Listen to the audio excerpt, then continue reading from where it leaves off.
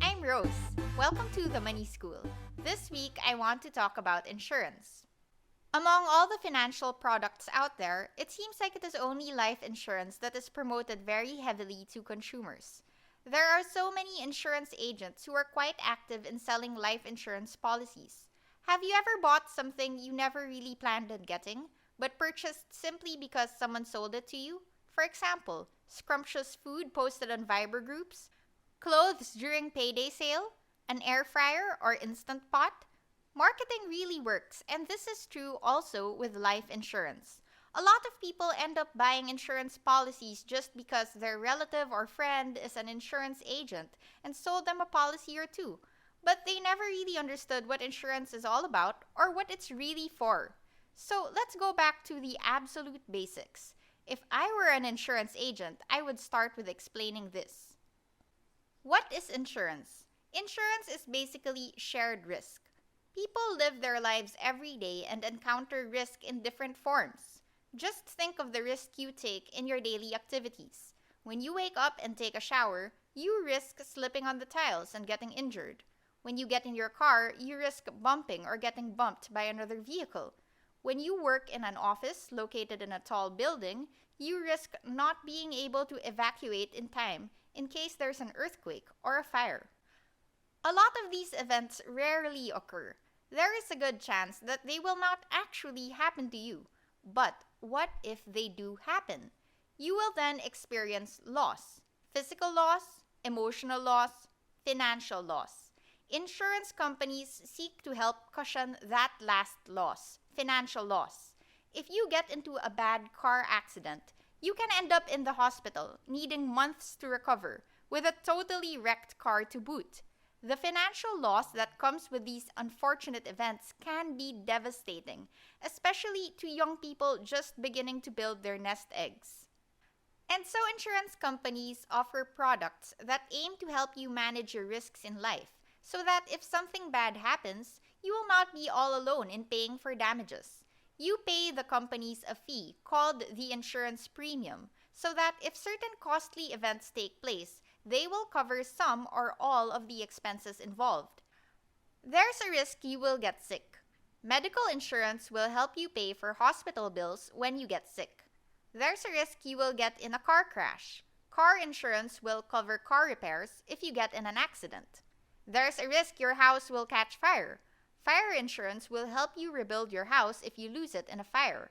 The companies are sharing your risk. Another way of looking at insurance, aside from seeing it as shared risk, is seeing it as a way to protect your assets. You insure your house and car because in the event something bad occurs, you want to be sure that you are prepared to save or replace these items. Insurance gives you protection. So now we have established the basic function of insurance. It is a tool for sharing risk. We have also identified the main benefit of insurance. It is protection. Thus far, the examples I have given are what we call non-life insurance or general insurance, which refers to insurance that covers non-life assets. Now, there is also life insurance, which is insurance on the life of a person. Again, go back to the basic function: shared risk. What is the risk that we are addressing with life insurance? It is the risk that a person will die. What is the benefit? Protection. Wait, protection of the insured person? How do you protect the dead? See, this is where it gets tricky. The protection is given often not to the insured person, but to those who depend on that person. If the insured dies, his or her dependents can claim a sum of money. Insurance offers asset protection. The person whose life is insured is an asset to those who depend on him or her. One important difference needs to be pointed out between non-life and life insurance. In the case of non-life insurance, it's usually the one who pays who will reap any potential benefits. For non-life insurance, the one who will benefit is often the one who owns the policy, such as when you buy a policy for your car. You pay for the insurance, and you will be the one benefiting in case of a valid claim. On the other hand, with life insurance, the benefit is not always felt by the owner directly because if the owner is the one insured, he or she would have to be dead for a claim to be made. This is why a lot of people do not really understand or feel the need to get life insurance for themselves. Often, the financial benefit is not for the individual who is paying for life insurance, but more for the people he or she will leave behind. And so, if you are considering whether or not you will get life insurance, the fundamental question to ask is, if I die, will this cause financial burden to anyone? Ask yourself, does anyone depend on me? Am I supporting anyone financially? Do I have outstanding debts that other people will need to pay for if I am no longer alive? If your answer is no to all of those questions, you do not really need life insurance. But if there are people who depend on you for money, or if you have shared debt perhaps with your spouse, you can consider buying life insurance to protect your dependents in case you die prematurely. Note that I said prematurely. This means that ideally, those who depend on you financially will not always depend on you. Your children will finish school and get employed one day. You will have completed all your mortgage payments one day. And so there may come a time when you will not really need life insurance anymore. Now, insurance agents will offer you many life insurance policies. You need to evaluate carefully if these policies really suit your needs.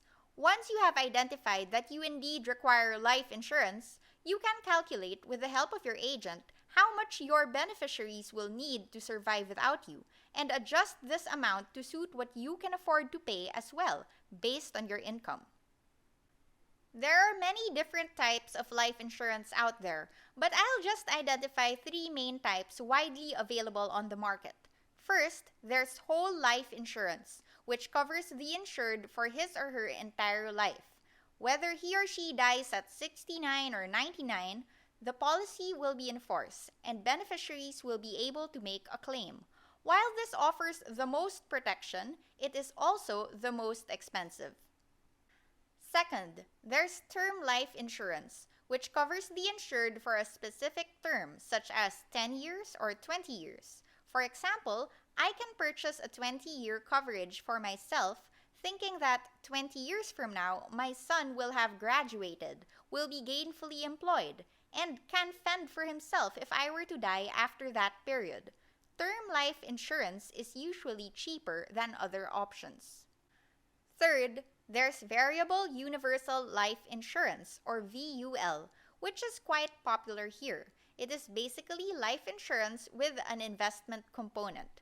Part of the fees you pay goes to participation in mutual funds of the insurance company. That way, you have insurance and you are also invested in the market. If the mutual funds perform well, your own fund value can grow, and you may be able to either claim a sum much larger than what you put in, or in the event of your death, your beneficiaries may be able to get more than the death benefit, if the fund value is higher than the death benefit. VUL is more expensive than regular term insurance, but I think people are attracted to it primarily because, unlike term life insurance, there's this chance that they will directly benefit. If fund value outpaces the death benefit amount, you may want to cash out before you die, right? Well, hypothetically, that's a great potential advantage of VUL. But one huge disadvantage of VUL is that there are many high fees involved that eat into your investment amount. This significantly lowers the appreciation power of the money you put in.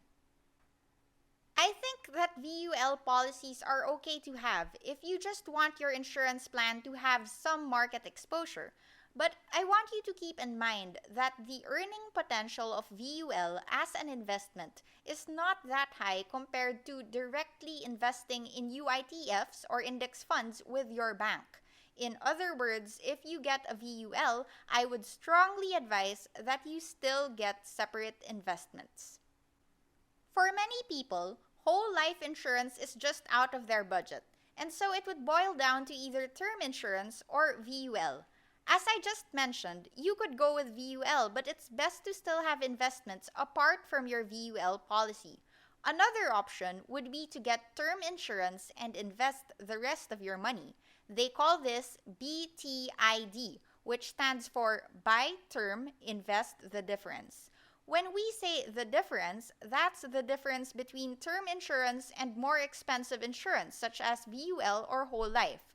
It really is a big difference. Since term insurance is much cheaper, you can use the money you saved to invest in paper or real assets. For my previous discussion on the different assets, see the link in my description. When talking with an insurance agent and deciding which plan is best for you, ask him or her to make you proposals for all three types, whole, term, and VUL, so that you can get a better idea of your options and go with a plan that offers you the best value for your hard-earned money. So that's all I have to say for now about insurance. It can indeed get pretty technical, and so I hope I was able to explain the basics well enough to help you choose insurance plans suitable for your needs. Please like this episode and subscribe to The Money School. Thanks for tuning in. Bye!